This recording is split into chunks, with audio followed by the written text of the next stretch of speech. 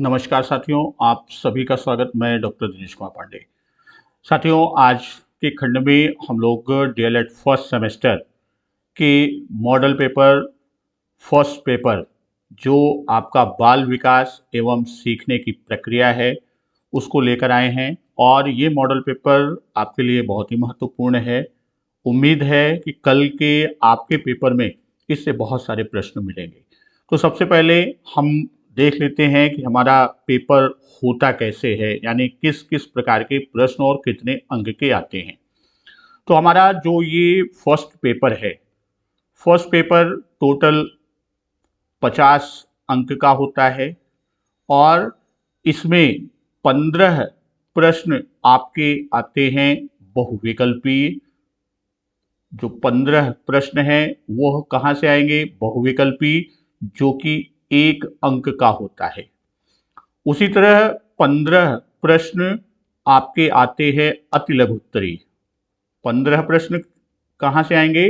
अति लघु उत्तरीय प्रश्न, और ये आपका 1 अंक का होता है।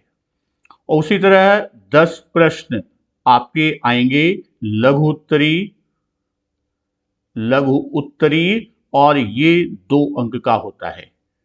इस तरह आपका 15 अंक हो जाता है बहुविकल्पी के, 15 अंक हो जाता है अति लघु उत्तरीय, और 20 अंक होता है लघु उत्तरीय, और टोटल 50 अंक का आपका पेपर होता है। यहाँ सबसे महत्वपूर्ण ये ध्यान में रखना है कि समय आपका 2 घंटा ही होता है, यानी 2 घंटे में आपको 40 प्रश्न हल करने हैं। बहुविकल्पी प्रश्न में आप सिर्फ विकल्प संख्या और विकल्प लिख देंगे। अति लघु उत्तरीय प्रश्न में आपको परिभाषा पूछी है तो परिभाषा पूछ लेंगे, लिख देंगे। प्रकार पूछा है तो प्रकार का नाम हम लिख देंगे।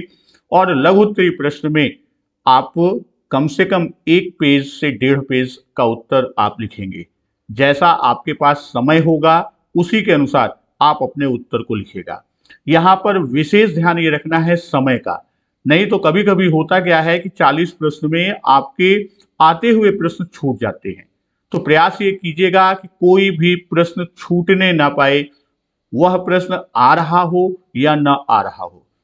दूसरी चीज, आप जो प्रश्न हल करने का क्रम करेंगे, प्रश्न हल करने का जो क्रम करेंगे, जो प्रश्न सबसे अच्छा तैयार है उस प्रश्न को सबसे पहले आप लिखेंगे, यानी उसका उत्तर सबसे पहले लिखेंगे। उसका एक रीजन होता है, कहा गया है कि first impression is last impression, यानी शुरू के प्रश्नों में यदि जो हमारा परीक्षक है, मूल्यांकन करता है, उसे ये लगता है कि यह बच्चा अच्छा है और इसके प्रश्न के उत्तर सटीक हैं, तो बाद में आपने एक सामान्य भी उत्तर दिया है तो आपको अंक स्कोर कर देता है, यानी अंक प्रदान करा देता है। और शुरू में ही आपके प्रश्न गलत होते जाते हैं तो मूल्यांकनकर्ता या परीक्षक के मन में एक ये धारणा बनती है कि वो ये सामान्य बच्चा है, और बाद में आप 80% उत्तर पाने का भी हल किए हुए हैं तो वहां पे भी आपको नॉर्मल मार्किंग या जनरल मार्किंग मिलती है। यहाँ इन चीजों का विशेष ध्यान रखिएगा। चलते हैं सीधे हम प्रश्नों की तरफ। तो आज का पहला प्रश्न, सिगमंड फ्रायड द्वारा प्रतिपादित व्यक्तित्व विकास के सिद्धांत को कहा जाता है। तो सिगमंड फ्रायड ने व्यक्तित्व का जो सिद्धांत दिया है वह आपका मनोविश्लेषणात्मक सिद्धांत है। तो यहाँ पर तीसरा विकल्प आपका उत्तर होगा। मनोविश्लेषणात्मक सिद्धांत में इन्होंने मुख्यतः 2 चीजों पर, यानी 2 प्रत्यय या कॉन्सेप्ट के ऊपर, 2 प्रत्यय या कॉन्सेप्ट के ऊपर इन्होंने अपना दिया था, जिसमें पहला इन्होंने बात की थी अचेतन, चेतन और अर्धचेतन,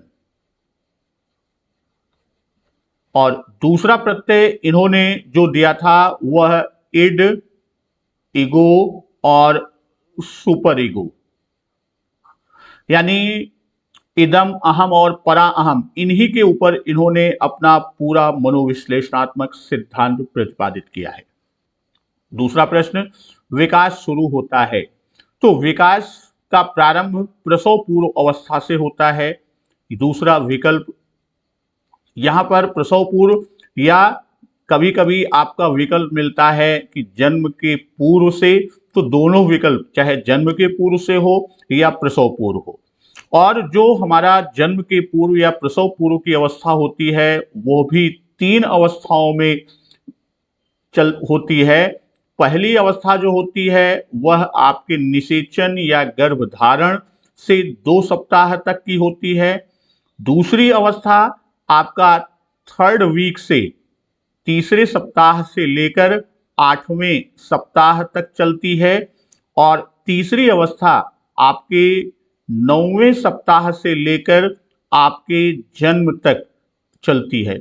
यानी जन्म पूर्व अवस्था को भी 3 खंडों में विभाजित किया गया, तो 3 अवस्थाओं में विभाजित किया गया। तो यहां एक प्रश्न इससे भी बन जाता है। अगला प्रश्न, शैशवावस्था में शिशु का व्यवहार होता है मूल प्रवृत्त्यात्मक, संवेगात्मक, सामाजिक या इनमें से कोई नहीं। तो शैशवावस्था में जो शिशु का व्यवहार होता है वह मूल प्रवृत्त्यात्मक होता है। आपका पहला विकल्प आपका आंसर होगा। नेक्स्ट क्वेश्चन, बाल्यावस्था को मिथ्या परिपक्वता काल कहा है? रॉस ने, कार्ल व ब्रूस ने, फ्रायड ने या क्रो एवं क्रो ने? तो रास ने बाल्यावस्था को मिथ्या परिपक्वता का काल कहा है। तो यहां पहला विकल्प क्या होगा? पहला विकल्प आंसर होगा। बाल्यावस्था की जब हम बात करते हैं तो बाल्यावस्था को 2 उप अवस्थाओं में बांटते हैं, 6 से 9 वर्ष और 10 से 12 वर्ष।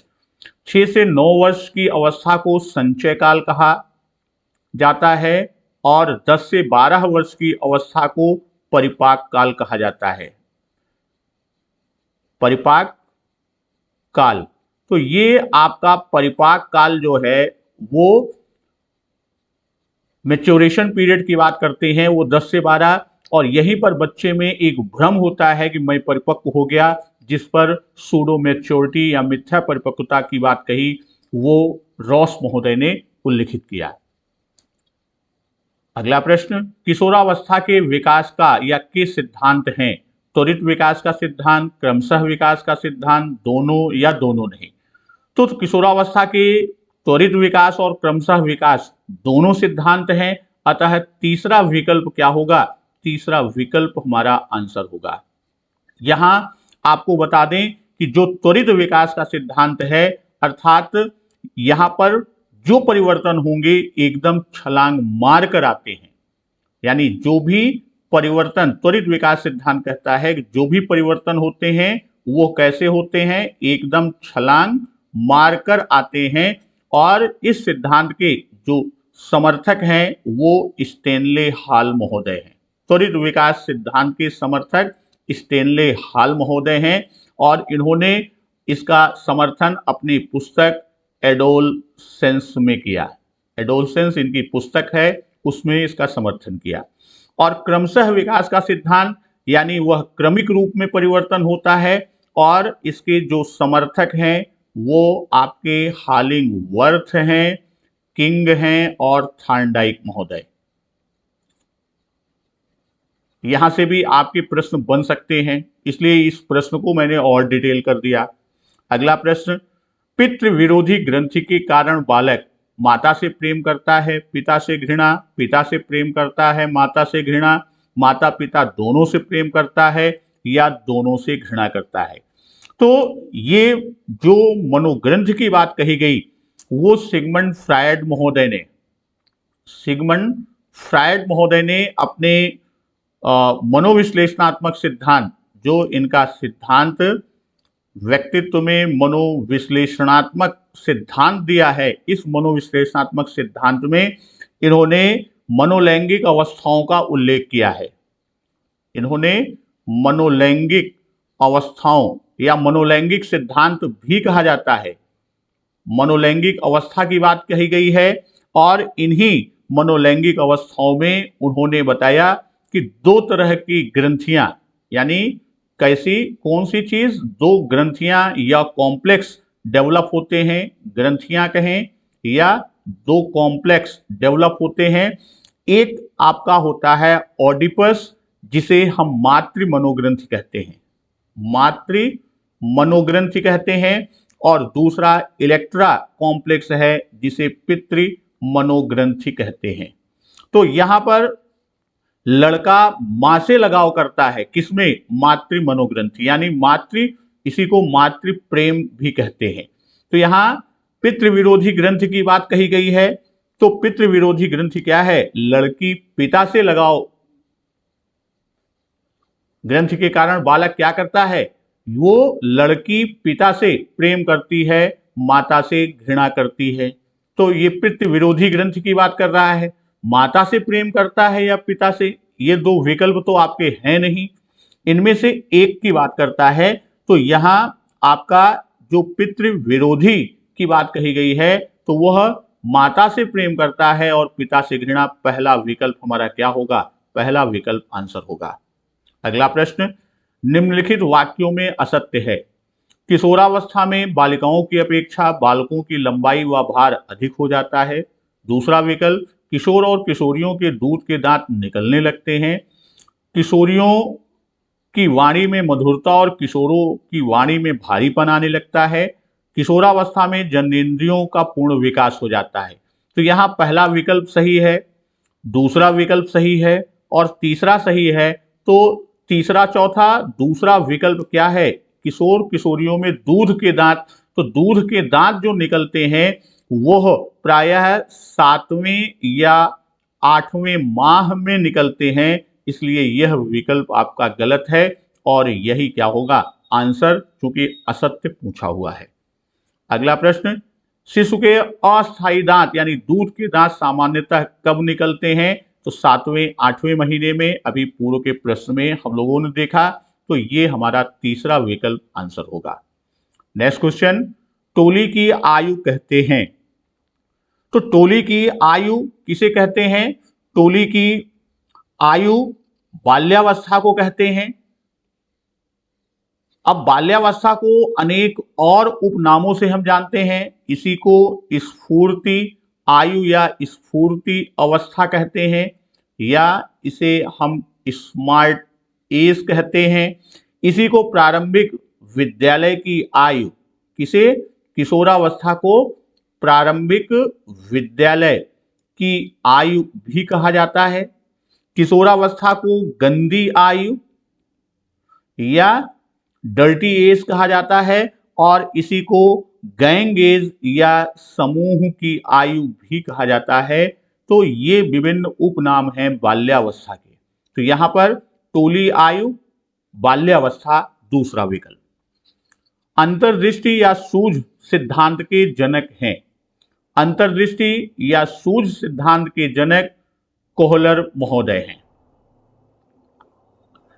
इसी को गेस्टाल्ट सिद्धांत के नाम से भी जानते हैं। इसी को अंतर्दृष्टि या सूझ की बात कहते हैं। तो यहां आपका विकल्प क्या होगा? चौथा विकल्प होगा। सीखने की वक्र रेखाओं के प्रकार में है। एस शक्ल की वक्र रेखा, चिंतन की वक्र रेखा, टी शक्ल या इनमें से कोई नहीं। तो यहां पर सीखने की वक्र रेखाओं के प्रकार में एस टाइप की वक्र रेखा, जिसे हम मिश्रित वक्र रेखा भी कहते हैं। यहाँ 4 प्रकार की रेखाएं होती हैं। पहला आपका होता है रेखीय त्वरण वक्र रेखा। इसमें आपका समान रेखीय, यहाँ पर अधिगम की मात्रा होती है, यहाँ पर प्रयास या अभ्यास, तो एक सीधी सरल रेखा में चलती है, ये रेखीय त्वरण वक्र है। फिर दूसरा आपका उन्नतोदर है और तीसरा आपका नतोदर है, नतोदर वक्र। और चौथा आपका मिश्रित वक्र रेखा या एस टाइप वक्र रेखा कहते हैं।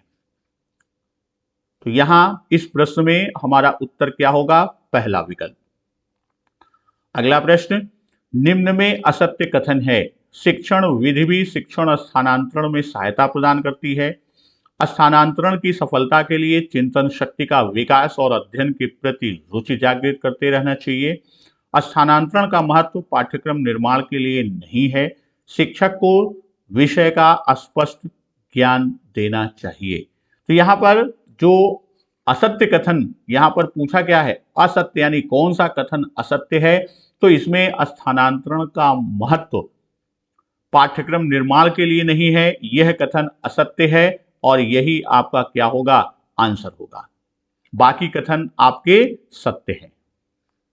नेक्स्ट क्वेश्चन, जैविक प्रेरक हैं नींद, रचनात्मकता, मध्य व्यसन या आत्म प्रशंसा। तो यहां पर जैविक प्रेरक जो है वो क्या है, वह नींद है और ये आपका आंसर होगा। अब यहां हम आपको बता दें कि अभिप्रेरक में गैरट महोदय ने 3 प्रकार के अभिप्रेरक की बात की थी। पहला कहा था जैविक अभिप्रेरक, दूसरा मनोवैज्ञानिक अभिप्रेरक और तीसरा उन्होंने कहा था सामाजिक अभिप्रेरक। गैरट महोदय के द्वारा यह विभाजन किया गया था। तो जैविक अभिप्रेरक क्या होता है, व्यक्ति की जैविक आवश्यकता के फलस्वरूप, जैविक आवश्यकता के फलस्वरूप उत्पन्न होता है। मनोवैज्ञानिक जो है वो मनोवैज्ञानिक आवश्यकताओं के होता है और सामाजिक जो है वह सामाजिक मान्यताओं के, सामाजिक संबंधों के, आदर्शों, परिस्थितियों आदि के कारण उत्पन्न होता है। अगला प्रश्न, सीखी हुई कोई भी क्रिया मस्तिष्क में अंकित हो जाती है उसे हम क्या कहते हैं, वह हमारा स्मृति चिन्ह है। यहां पर आंसर आपका क्या होगा, स्मृति चिन्ह। यहां आप ये जान लीजिए कि जब भी कोई स्टिमुलस या उद्दीपक व्यक्ति के सम्मुख आता है तो यहां कौन क्रियाशील होता है, व्यक्ति का मस्तिष्क क्रियाशील होता है। तो सबसे पहले वो क्या करता है, व्यक्ति के अंदर संवेदना यानी उसे संवेदित करता है, सेंसेशन की बात करता है, फिर उसके आधार पर वह क्या होता है, वह उस पर अपना ध्यान देता है जिसे हम आप कहते हैं अवधान, अटेंशन। और अटेंशन के बाद फिर वो क्या करता है, उस पर अपने को कंसंट्रेट करता है, एकाग्रता की बात करता है। तो वह एकाग्रता होगी तब मस्तिष्क क्या होता है, क्रियाशील होता है और उसके आधार पर उसके मस्तिष्क में एक इमेज बनती है जिसे हम आप मेंटल इमेज कहते हैं और यही मेंटल इमेज हमारी आगे चल के मेमोरी ट्रेसेस के रूप में निर्मित होती है। अगला प्रश्न, नाटक, कहानी, उपन्यास और चित्र आदि में कैसी कल्पना पाई जाती है। तो चाहे वो नाटक है, कहानी है, उपन्यास है, चित्र है, इन सब में किस प्रकार की कल्पना पाई जाती है, इन सब में कलात्मक कल्पना पाई जाती है। कलात्मक कल्पना है क्या, इसमें कला संबंधी कार्यों का सृजन होता है। कलात्मक कल्पना में कला संबंधी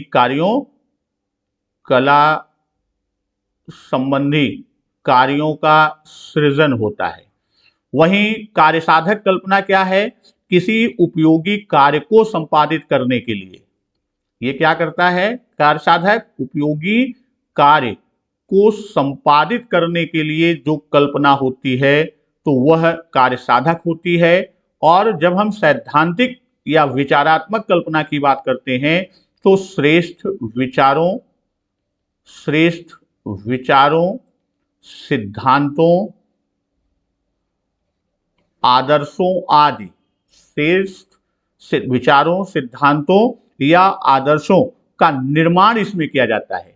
इनका क्या किया जाता है, इसमें निर्माण किया जाता है। तो जो भी हमारे वैज्ञानिक सिद्धांत हैं वह सैद्धांतिक कल्पना के अंतर्गत आते हैं। और कलात्मक कल्पना में कला संबंधी कार्य जिसमें नाटक, कहानी, उपन्यास आदि की बात करते हैं। और जो मनतरंगी कल्पना होती है कि जब कल्पना क्या होती है, वास्तविकता की सीमा से ऊपर जाकर उसे लांघ कर ये क्या करती है, मनतरंगी वास्तविक सीमा जो है उसकी सीमा को लांघ कर उसे पार कर दूर हो जाती है, तो वास्तविकता से दूर हो जाती है, तो वह मनतरंगी कल्पना होती है। और यह विशेषकर बच्चों और किशोरों में पाया जाता है, बच्चों और किशोरों में पाया जाता है। परियों की कहानियां जो है वो किसमें आएंगी, मन तरंगी कल्पना में ही आती हैं। दिवा स्वप्न मन तरंगी कल्पना का ही रूप है। अगला प्रश्न, जीवन की सबसे महत्वपूर्ण अवस्था। ये हमने लिया 15 प्रश्न बहुविकल्पी के थे, अब आपको 15 प्रश्न अति लघुत्तरी के मिलेंगे। तो अति लघुत्तरी में जीवन की सबसे महत्वपूर्ण अवस्था कौन सी है, तो जीवन की सबसे महत्वपूर्ण अवस्था कौन होती है, जीवन की सबसे महत्वपूर्ण अवस्था शैशवावस्था होती है। क्यों होती है इसके बारे में आप लिखेंगे कि इसके बारे में एडलर महोदय ने अपने विचार दिए थे कि जीवन का पूरा क्रम यानी शैशवावस्था द्वारा जीवन का पूरा क्रम निर्धारित होता है। इसके महत्व को आप दिखाते हुए लिखेंगे, पूरा क्रम निर्धारित होता है। वहीं पर फ्रायड महोदय ने कहा था कि जो कुछ बनना होता है, जो कुछ बनना होता है वह कब से कब 4 से 5 वर्षों में ही बन जाता है। वहीं किसने, न्यूमैन महोदय ने शैशवावस्था के महत्व को बताते हुए कहा कि 4-5 वर्ष की आयु में, या यूं कहते हैं 5 वर्ष तक की आयु क्या होती है, शरीर और मस्तिष्क के लिए बड़ी ग्रहणशील होती है। शरीर और मस्तिष्क के लिए बड़ी ग्रहणशील होती है। हमने अति लघुत्तरी के स्थान पर इसे लघुत्तरी रूप में इसलिए प्रस्तुत किया कि अगर यही प्रश्न आपका लघुत्तरी यानी 2 अंक में आ जाए तो भी आपके लिए उत्तर इतना काफी होगा। अगला प्रश्न, मूर्ख बुद्धि वाले बालक की बुद्धि लब्धि कितनी होती है। वैसे इस पे बहुत सारी विषमताएं हैं, अलग अलग मनोवैज्ञानिकों ने अलग अलग विभाजन किया, लेकिन टर्मन महोदय का माना जाता है एक मानक के तौर पर। तो यहां हम आपको पूरा टर्मन के द्वारा विभाजन ही बता दे रहे हैं। यदि 140 या उससे अधिक है तो वह बालक क्या है, वह बालक प्रतिभाशाली। फिर आपका 120 से 139 के बीच है तो वह बालक उत्कृष्ट की श्रेणी में आएगा, और 110 से 119 है तो वह श्रेष्ठ है, और 90 से 109 जो है ये क्या है, ये औसत या सामान्य श्रेणी में आता है। 80 से 89 ये मंद बुद्धि में आता है। वहीं आपका 70 से 79 जो है वो क्षीण बुद्धि में आता है, और 50 से 69 आपका किस में आता है, ये मूर्ख की श्रेणी में आता है, और 25 से 49 ये किस में आएगा, मूढ़ की श्रेणी में आएगा, और 0 से 24 ये जड़ बुद्धि के लिए। तो यहां इसके अनुसार मूर्ख बुद्धि टर्मन के अनुसार वह किस में जाएगा, 50 से 69 के मध्य। अगला प्रश्न, यदि किसी बालक की मानसिक आयु 15 वर्ष और तिथिक आयु 12 वर्ष है तो उसकी बुद्धि लब्धि कितनी होगी। तो बुद्धि लब्धि का सूत्र हम जानते हैं कि बुद्धि लब्धि बराबर मानसिक आयु बटे तिथिक आयु गुणे 100, या इसे formula IQ intelligent quotient is equal to mental age MA upon CA chronicle age into 100। ये आपका एक फार्मूला, एक क्वेश्चन आपका इस पे भी बहुत बनता है।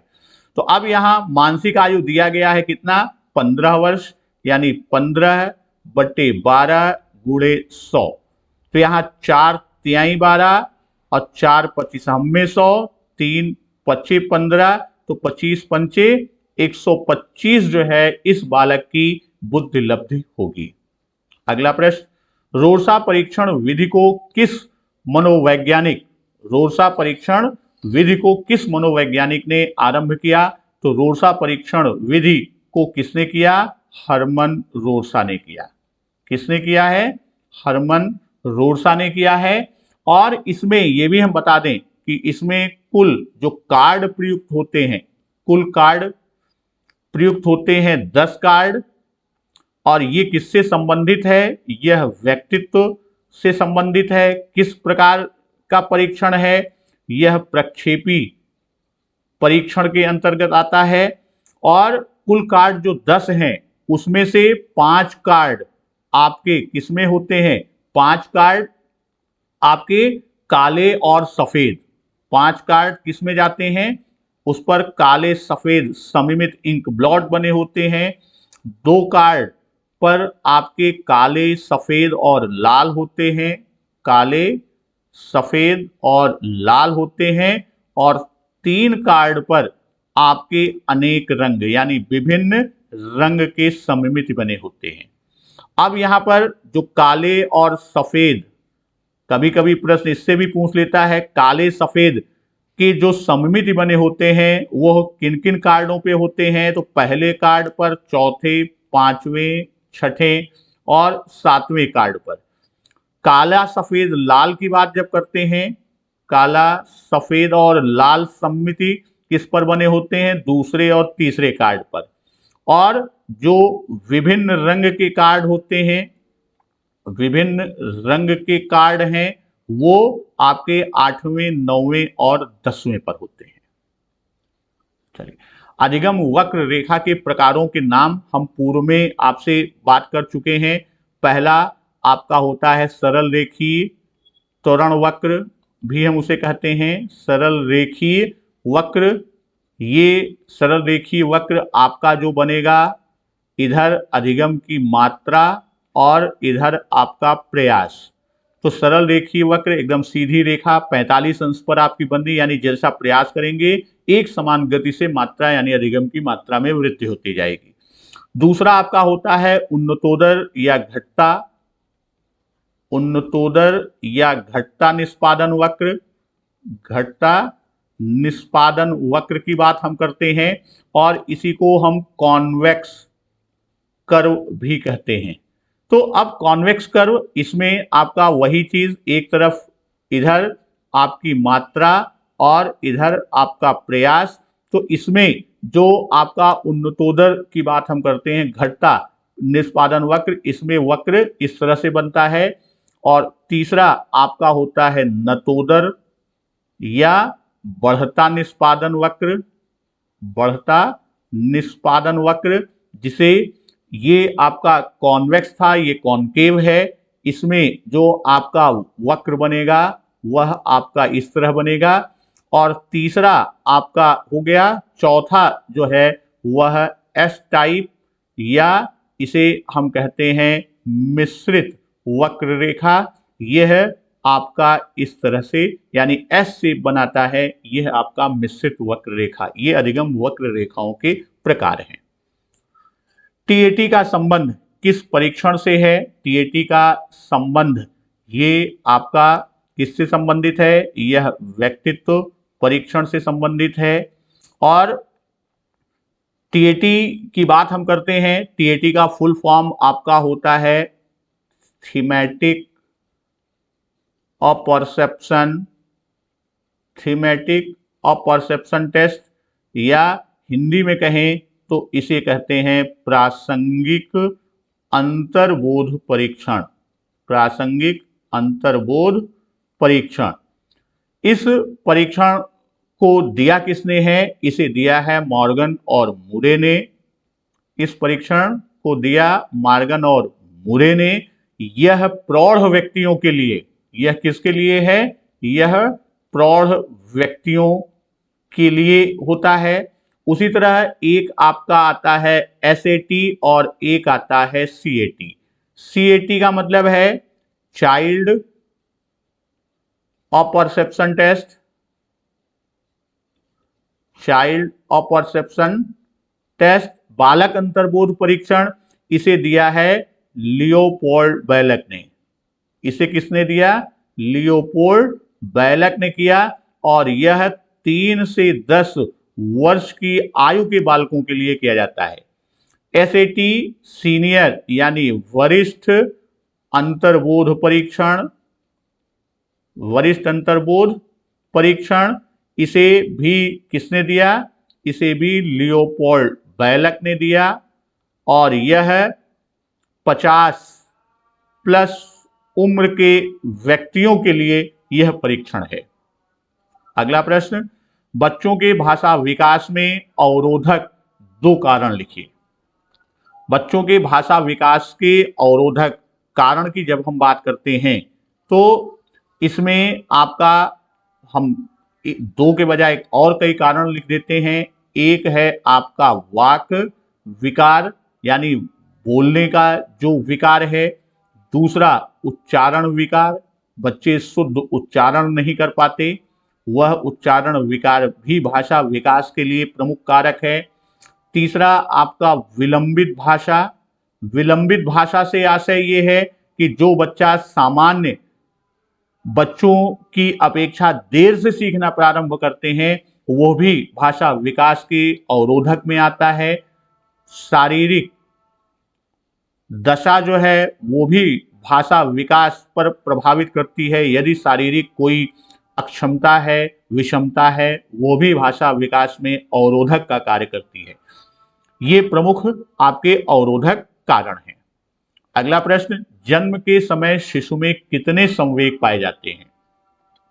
तो यहां पर सामान्य रूप में किसके द्वारा हम कहें, यदि गेट्स व अन्य ने बताया कि प्रारंभ में संवेगात्मक प्रक्रियाएं एक उत्तेजना मात्र होती हैं। क्या होती हैं? प्रारंभ में संवेगात्मक प्रक्रियाएं, संवेगात्मक प्रतिक्रियाएं क्या होती हैं? एक उत्तेजना मात्र होती हैं, एक उत्तेजना मात्र होती हैं। इस तरह से हम ये कह सकते हैं कि बच्चे में जन्म के समय कोई संवेग नहीं होता, जन्म के समय कोई संवेग नहीं होता, वरन उसमें सिर्फ उत्तेजना होती है, वरन उसमें सिर्फ क्या होती है? उसमें सिर्फ उत्तेजना होती है। वहीं वाटसन महोदय ने अपने विचार दिए। उन्होंने कहा कि नवजात शिशु में 3 मूल संवेग पाए जाते हैं। वाटसन महोदय का विचार था कि नवजात शिशु में 3 मूल संवेग, 3 मूल संवेग होते हैं। कौन कौन से? वो संवेग आपके हैं क्रोध, भय और स्नेह या प्रेम। अगला प्रश्न, बुद्धि का तरल एवं ठोस सिद्धांत किसने दिया? बुद्धि का तरल एवं ठोस सिद्धांत आपका आरबी कैटल महोदय ने दिया, जिसमें इन्होंने बुद्धि के 2 तत्वों की बात की। एक कहा तरल बुद्धि और दूसरा कहा ठोस बुद्धि। तरल बुद्धि को इन्होंने वंशानुगत कारकों से जोड़ा और ठोस बुद्धि को वातावरणीय कारकों से जोड़ा। यहां पर हम बुद्धि के कुछ सामान्य सिद्धांतों की एक चर्चा ब्रीफ में कर देते हैं। जैसे बुद्धि का एक कारक सिद्धांत या एक तत्व का सिद्धांत किसने दिया? विनय महोदय ने दिया। द्विकारक सिद्धांत किसने दिया? द्विकारक सिद्धांत स्पीयरमैन ने दिया। बहुकारक सिद्धांत किसने दिया? बहुकारक सिद्धांत या बहुखंड का सिद्धांत थॉर्नडाइक ने दिया। फिर समूह कारक सिद्धांत थर्स्टन ने दिया, बाद में कैली महोदय ने भी दिया। फिर आपका ये समूह कारक सिद्धांत हो गया। उसके बाद बहुबुद्धि सिद्धांत किसने दिया? ये आपका हावर्ड गार्डनर महोदय ने दिया।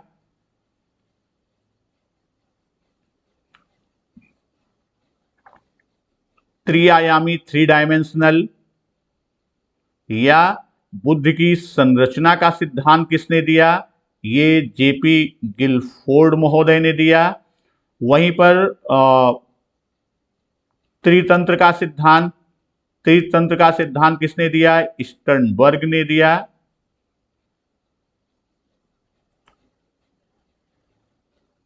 तो ये आपका प्रमुख बुद्धि के सिद्धांतों की हमने किसने दिया उसका भी उल्लेख कर दिया। अगला है वैयक्तिक और सामूहिक बुद्धि परीक्षण में मुख्य अंतर क्या है? यदि इधर हम कहें कि ये हमारा वैयक्तिक की बात हम करते हैं और इधर सामूहिक बुद्धि परीक्षण की बात करते हैं, वैयक्तिक या सामूहिक बुद्धि परीक्षण,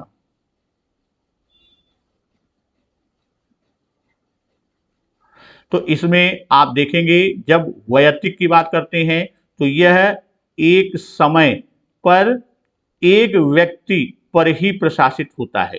एक समय पर एक व्यक्ति पर ही यह प्रशासित होता है, जबकि सामूहिक बुद्धि परीक्षण एक समय पर अनेक व्यक्तियों पर यह प्रशासित किया जा सकता है। उसी तरह इसका यह कम उम्र के बालकों के लिए, कम उम्र के बालकों के लिए अधिक उपयुक्त है, कम उम्र के बालकों के लिए यह अधिक उपयुक्त है, और यह परिपक्व आयु के लिए अधिक उपयुक्त है। यह किसके लिए? परिपक्व आयु के लिए उपयुक्त है। एक अंतर और, इसमें प्रश्न जो होते हैं वैयक्तिक में, प्रश्न प्रायः मौखिक प्रकृति के होते हैं, और यहां पर जो प्रश्न होता है वह प्रायः लिखित प्रकृति के लिए होता है। यह अनपढ़ या निरक्षर व्यक्ति के लिए भी उपयोगी है, और यह सिर्फ पढ़े लिखे या साक्षर व्यक्ति के लिए उपयोगी है। ये प्रमुख अंतर आप इसको लिख देंगे। थॉर्नडाइक ने अपने सीखने के सिद्धांत के अंतर्गत कितने नियमों का उल्लेख किया? तो थॉर्नडाइक ने सीखने के नियम में दो प्रकार के नियमों का, एक मुख्य नियम या इसी को हम प्राथमिक नियम भी कह सकते हैं, और दूसरा आपका गौण नियम या इसी को द्वितीयक सेकेंडरी लॉ भी कह सकते हैं। मुख्य नियम में इन्होंने 3 नियम दिया और गौण में 5 नियम दिया। मुख्य में पहला दिया तत्परता का नियम, दूसरा अभ्यास का नियम, और तीसरा आपका प्रभाव का नियम, ये इन्होंने दिया। और वहीं जब हम गौण नियम की बात करते हैं तो इसमें 5 नियम उन्होंने दिया। बहु अनुक्रिया का नियम, पहला इन्होंने क्या दिया? बहु अनुक्रिया का नियम, दूसरा मनोवृत्ति का नियम, दूसरा जो गौण नियम है वो क्या है? मनोवृत्ति का नियम, तीसरा आंशिक क्रिया का नियम, आंशिक क्रिया का नियम, चौथा इन्होंने दिया सादृश्यता का नियम, सादृश्यता का नियम, और पांचवा दिया इन्होंने साहचर्यात्मक रूपांतरण का नियम, साहचर्यात्मक रूपांतरण का नियम। ये थॉर्नडाइक के द्वारा दिए गए प्रमुख नियम हैं। बुद्धि लब्धि का सूत्र, तो बुद्धि लब्धि का सूत्र अभी अभी हम लोगों ने प्रश्न हल किया था कि बुद्धि लब्धि बराबर मानसिक आयु बटे तिथिक आयु, या कहीं कहीं इसे वास्तविक आयु भी कहते हैं, तिथिक आयु गुणे 100, या इसे IQ intelligence quotient is equal to MA mental age upon chronicle age CA into 100। कल्पना किसे कहते हैं? तो कल्पना परोक्ष वस्तुओं के संबंध में चिंतन करना ही कल्पना है। कल्पना किसे कहते हैं? परोक्ष वस्तुओं के संबंध में चिंतन करना, परोक्ष वस्तुओं के संबंध में चिंतन करना ही कल्पना है। वैसे ये परिभाषा किसकी है? ये परिभाषा हमने मैकडूगल की दी। तो यहां कोई भी एक परिभाषा जो आपको याद हो वो लिख दीजिए। अगला प्रश्न, सीखने में पठार के प्रमुख कारण लिखिए। तो सीखने में जो पठार के प्रमुख कारण है वह आपका नॉलेज लिमिट, या जिसे हम कहते हैं ज्ञानावरोध, ज्ञान में जो अवरोध है, लिमिट है, ज्ञानावरोध या नॉलेज लिमिट की बात हम करते हैं। दूसरे की बात करते हैं कि प्रेरणा की सीमा, यानी मोटिवेशन लिमिट की जो बात हम करते हैं, प्रेरणा की सीमा, उसकी अपनी लिमिट है मोटिवेशन की। शारीरिक क्षमता का अवरोध, शारीरिक क्षमता का अवरोध, सीखने की अनुचित विधि, सीखने की अनुचित विधि, और आपका रुचि, जिज्ञासा, रुचि, जिज्ञासा, उद्देश्य, इन सब का यदि अभाव होता है और इनके अलावा भी थकान जो है वह अपने में एक पठार का कारण बनता है, या अरुचि होती है वो पठार का कारण बनता है। अधिगम प्रक्रिया को समझाइए। तो अब अधिगम प्रक्रिया की बात करते हैं। तो एक जब अधिगम की बात होती है, जैसे एक प्रयोजन से प्रेरित होकर व्यक्ति अधिगम प्रक्रिया प्रारंभ करता है। तो यहां हम इस तरह से समझ सकते हैं कि मान लीजिए यहां हम देखते हैं कि ये हमारा कोई एक प्रयोजन, या इसी को हम प्रेरक भी कहते हैं, वही प्रयोजन हमारे लिए प्रेरक का काम करता है, और यहां पर ये क्या होती हैं, यह उसके लिए बैरियर्स या बाधाएं होती हैं। ये क्या हैं? ये बाधाएं। तो अब जब प्रयोजन या प्रेरक वह प्रयास करता है तो एक बार में हो जाए ये जरूरी नहीं, तो वह क्या करता है, वह इस तरह से, यहां पर हमारा क्या है, ये हमारा लक्ष्य है। तो ये क्या है, ये हमारे असफल प्रयास हैं। ये सब क्या है, असफल प्रयास, और ये क्या है, ये हमारा सफल प्रयास। तो वही चीज यहां कह रहा है कि प्रेरित होकर अधिगम की प्रक्रिया प्रारंभ करता है। प्रयोजन या प्रेरक के ना होने से अधिगम प्रक्रिया प्रारंभ नहीं, हमारे पास जब कोई प्रेरक ही नहीं होगा, कोई प्रयोजन नहीं होगा, किसी प्रकार की लर्निंग प्रोसेस नहीं होगी।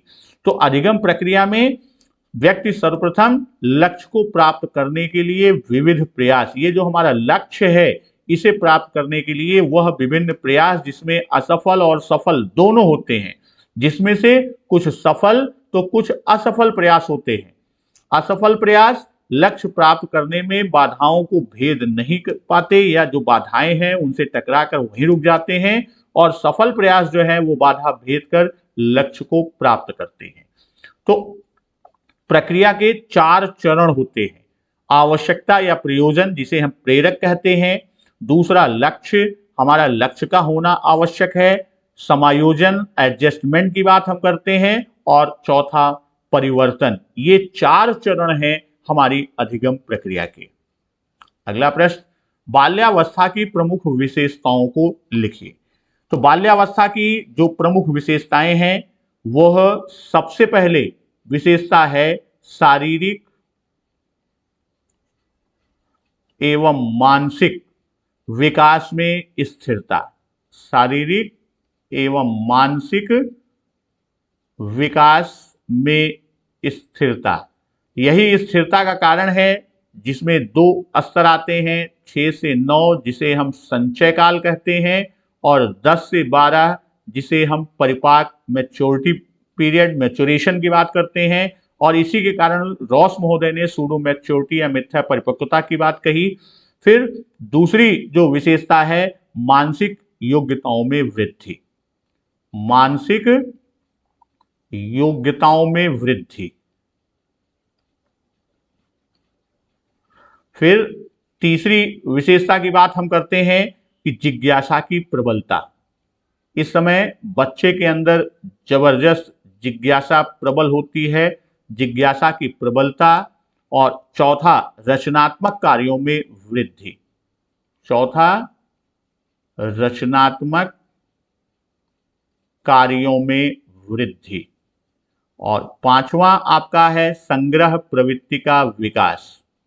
बच्चों में जबरदस्त संग्रह प्रवृत्ति होती है, संग्रह प्रवृत्ति का विकास होता है। फिर बहिर्मुखी प्रवृत्ति, एक्सट्रोवर्ट बिहेवियर उसका होता है।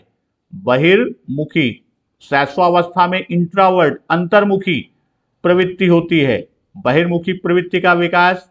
फिर अगली विशेषता है सामूहिक खेलों में रुचि। शैशवावस्था में जो अपने सामान स्वयं रखता है, किसी और को नहीं देता, यहाँ पर वह अपने सामान देखकर समूह में खेलने की बात करता है। सामूहिक खेलों में इसकी रुचि हो जाती है। और एक अंतिम विशेषता की बात कर दें जो प्रमुख है, सुषुप्त काम प्रवृत्ति। इस समय बिल्कुल अव्यक्तावस्था की स्थिति हो जाती है। बुद्धि किसे कहते हैं, इसके प्रकार लिखिए। तो बुद्धि वास्तव में देखा जाए, बुद्धि को अलग अलग मनोवैज्ञानिकों ने अलग अलग रूपों में व्यवस्थित किया या परिभाषित किया है। पहला तो बताया कि समायोजन की योग्यता के रूप में बुद्धि, समायोजन की योग्यता के रूप में। दूसरा, सीखने की क्षमता के रूप में, सीखने की योग्यता या क्षमता, सीखने की योग्यता के रूप में।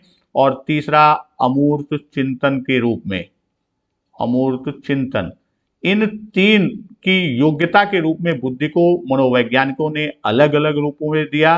वैसे हम अगर कहें तो स्पीयरमैन महोदय ने जो बुद्धि की परिभाषा दिया, स्पीयरमैन महोदय ने बुद्धि को कहा कि व्यक्ति की सामान्य योग्यता, व्यक्ति की सामान्य योग्यता का नाम ही बुद्धि है, का नाम ही क्या है, का नाम ही बुद्धि है। और जब हम बुद्धि के प्रकार की बात करते हैं तो बुद्धि के प्रकार में तीन प्रकार, किसने, थॉर्नडाइक महोदय ने तीन प्रकार की बुद्धि का उल्लेख किया है, जिसमें पहला उन्होंने कहा अमूर्त बुद्धि। पहला बुद्धि कौन सी बताई, अमूर्त बुद्धि। इसमें आपके ज्यादातर कवि, साहित्यकार और चित्रकार आते हैं। दूसरा उन्होंने कहा मूर्त बुद्धि या यांत्रिक बुद्धि। मूर्त या यांत्रिक बुद्धि की बात करते हैं तो इसमें कारीगर, इंजीनियर, ये सारे लोग आते हैं, जितने भी मैकेनिक हैं वो आते हैं। और तीसरा प्रकार बताया सामाजिक बुद्धि। इसमें जितने भी सामाजिक कार्यकर्ता होते हैं वह सामाजिक बुद्धि के अंतर्गत आते हैं। पियाजे के संज्ञानात्मक विकास की अवस्थाओं को लिखिए। तो पियाजे ने संज्ञानात्मक विकास की 4 अवस्थाओं का उल्लेख किया। पहला, संवेदी प्रेरक अवस्था। पहली अवस्था कौन सी है, संवेदी प्रेरक अवस्था, सेंसरी मोटर स्टेज। यह आपका जन्म से 2 वर्ष तक चलती है। दूसरी अवस्था, पूर्व संक्रियात्मक अवस्था। यह अवस्था आपकी 2 वर्ष से लेके 7 वर्ष तक चलती है। इसमें भी 2 उप अवस्थाएं हैं। पहला आपका पूर्व संप्रत्यात्मक अवस्था या पूर्व प्रत्यात्मक अवस्था, जो आपका 2 से 4 वर्ष तक चलता है। और दूसरी उप अवस्था है आंत प्रज्ञ अवस्था, इंट्यूटिव स्टेज। वह आपका 4 से 7 वर्ष तक चलता है। तीसरी अवस्था मूर्त संक्रियात्मक, कॉन्क्रीट ऑपरेशनल स्टेज, मूर्त संक्रियात्मक अवस्था। यह आपका 7 से 11 वर्ष तक चलता है और चौथा आपकी अवस्था है औपचारिक संक्रियात्मक अवस्था और यह 11 से 15 वर्ष तक चलता है। अगला प्रश्न, स्मृति को प्रभावित करने वाले कारक का उल्लेख कीजिए। स्मृति को प्रभावित करने वाले जो हमारे कारक हैं उसमें प्रमुख कारक हैं, पहली है आपकी शारीरिक दशा। शारीरिक दशा जैसी होगी उसी तरह व्यक्ति की स्मृति होगी। अधिगम की मात्रा कैसी है, तो दूसरी कारक है आपका अधिगम की मात्रा। अगला सामग्री की सार्थकता, यानी जिस सामग्री पर हम अधिगम किए हैं तो वह कितनी सार्थक थी, सामग्री की सार्थकता। फिर अभ्यास कितना और कितनी बार कितने समय के लिए किया गया। संवेगात्मक अवस्था, उस समय की संवेगात्मक अवस्था भी स्मृति को प्रभावित करती है। संवेगात्मक अवस्था, अभिप्रेरणा,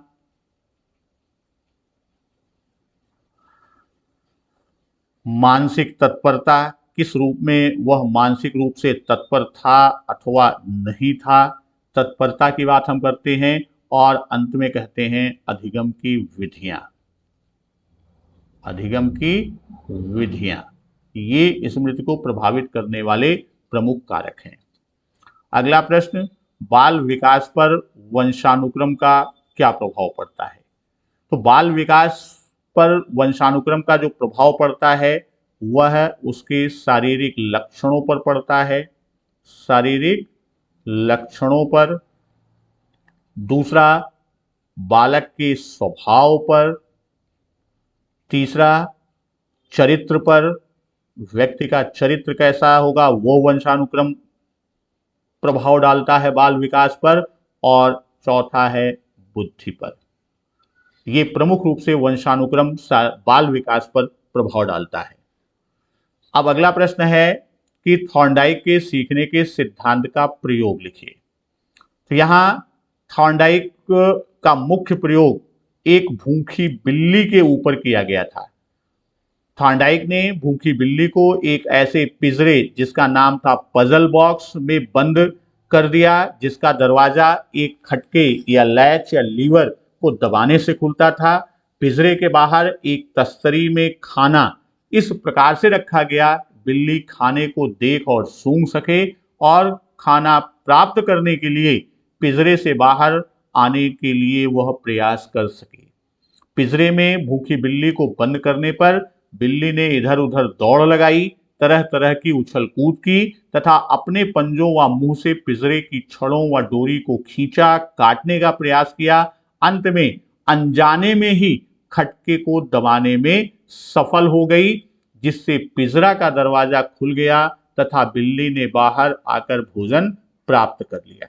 अब यहाँ बाहर रखे भोजन रूपी उद्दीपक व खटका दबाकर पिंजरा खोलने की जो वांछित अनुक्रिया के बीच संबंध किन किन किन के बीच हुआ, जो बाहर रखा हुआ भोजन है और जो उस पिंजरा खोलने की बात की, इन दोनों के बीच जो एक संबंध निर्मित हुआ, इनके मध्य क्या हुआ, इनके मध्य जो अनुबंधन हुआ, इनके मध्य क्या हुआ, इनके मध्य अनुबंधन हुआ या बॉन्डिंग हुई। तो थॉर्नडाइक ने बिल्ली के द्वारा सीखने की प्रक्रिया का जो विश्लेषण उसको एनालाइज किया और दो बातों को महत्वपूर्ण माना।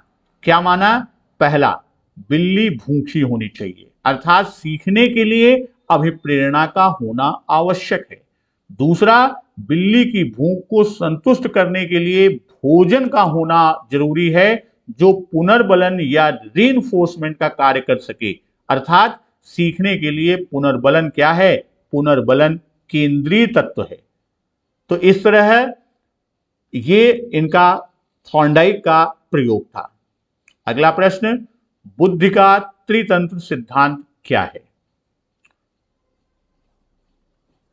रॉबर्ट स्टेनबर्ग ने त्रितंत्र सिद्धांत को दिया और इन्होंने बुद्धि की व्याख्या को प्रक्रिया उन्मुख प्रोसेस ओरिएंटेड ढंग से किया। उन्होंने आलोचनात्मक ढंग से सोचने की जो प्रक्रिया के रूप में बुद्धि को स्पष्ट किया। अर्थात तर्क करते समय व्यक्ति के मन में क्या है, यानी तर्क करते समय उसके मन में क्या है और वह सूचनाओं को किस प्रकार से प्रक्रमित या प्रोसेस करता है, यही बुद्धि है। तो उनके अनुसार तार्किक प्रक्रिया के समय विचारों तथा सूचनाओं को व्यवस्थित ढंग से प्रस्तुत करना ही बुद्धि का प्रमुख कार्य है। इसके अनुसार व्यक्ति के द्वारा कूट संकेतन यानी इनकोडिंग, निष्कर्ष, आकलन, रेखांकन, मैपिंग, अनुप्रयोग और अनुक्रिया है। बुद्धि कैसे करता है? वह कूट संकेतन इनकोड करता है, निष्कर्ष आकलन करता है, फिर रेखांकन, अनुप्रयोग, फिर उसका वह अनुक्रिया करता है, रिस्पॉन्स देता है। तो वस्तुतः इन विभिन्न चरणों में व्यक्ति सूचनाओं को संसाधित करके निष्कर्ष पर पहुंचता है और सूचनाओं के संसाधित करने की प्रक्रिया को स्पष्ट करते हुए उन्होंने 3 उप सिद्धांतों को प्रस्तुत किया, जिसे बुद्धि का त्रितंत्र सिद्धांत कहते हैं। वह 3, एक था आपका पहला अनुभवजन्य सिद्धांत,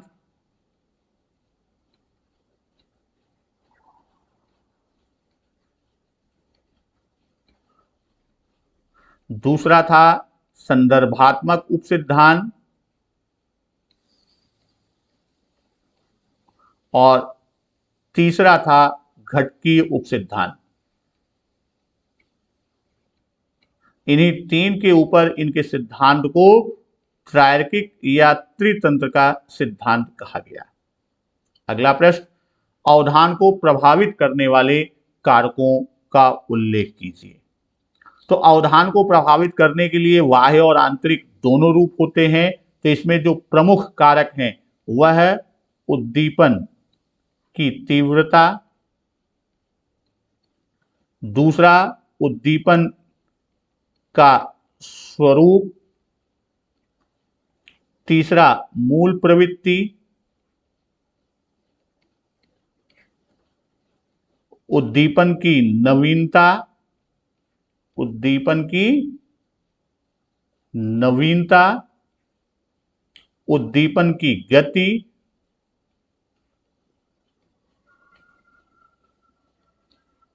आवश्यकता, व्यक्ति की आवश्यकता क्या है, आवश्यकता, फिर उसका उद्देश्य, आदत और अभिरुचि। ये प्रमुख रूप से अवधान को प्रभावित करने वाले कारक हैं। अगला प्रश्न, सामान्य ज्ञान की परीक्षा में 8 विद्यार्थियों को निम्नलिखित अंक प्राप्त हुए, उनका मध्यमान ज्ञात कीजिए।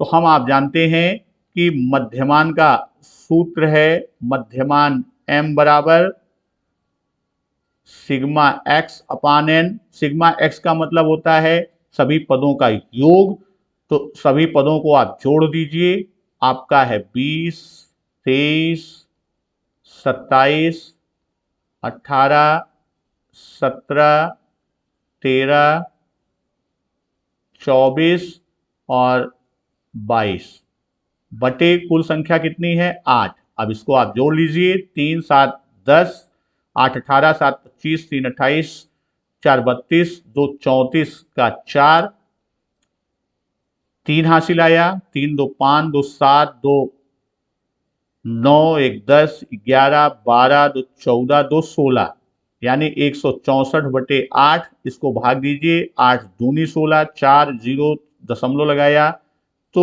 40, यानी 20.5 इसका क्या होगा, मध्यमान होगा। अगला प्रश्न, संवेगात्मक विकास को प्रभावित करने वाले प्रमुख कारक लिखिए। तो संवेगात्मक विकास को प्रभावित करने वाला प्रमुख कारक जो होता है, सबसे पहले बालक का स्वास्थ्य। बालक का स्वास्थ्य जो है वह उसके संवेगात्मक विकास को प्रभावित करेगा। थकान। अगला कारक बुद्धि तथा मानसिक योग्यता। बुद्धि तथा मानसिक योग्यता वंशानुक्रम, परिवार, परिवार भी उसके संवेगात्मक विकास पर विशेष महत्व, माता पिता का दृष्टिकोण, जैसा उनका विजन होगा वह भी बालक के संवेगात्मक विकास को प्रभावित करेगा, सामाजिक स्थिति कैसी है वह भी उसको प्रभावित करता है, विद्यालय और शिक्षक, विद्यालय और शिक्षक ये प्रमुख। तो इस तरह दोस्तों हम लोगों ने मॉडल पेपर के पूरे 40 प्रश्नों को हल किया और इन 40 प्रश्नों से हमने आपको कम से कम 70 से 80 प्रश्न का रूप दिया। यानी हमने इस प्रश्न को इतना एक्सप्लेन कर दिया कि अब इससे आपको कम से कम 70 से 80 प्रश्न में यानी जस्ट डबल क्वेश्चन आपके तैयार हो जाएंगे। तो कल की परीक्षा के लिए सभी अपने प्रशिक्षु साथियों के लिए शुभकामना, हमारी तरफ से शुभाशीष और ईश्वर से प्रार्थना है कि आपका अच्छे से अच्छा अंक स्कोर हो सके। पुनः मिलते हैं कल शाम को गणित के मॉडल पेपर के साथ हम मिलेंगे। तो गणित के पेपर के साथ मिलेंगे, तब तक नमस्कार, वंदे मातरम।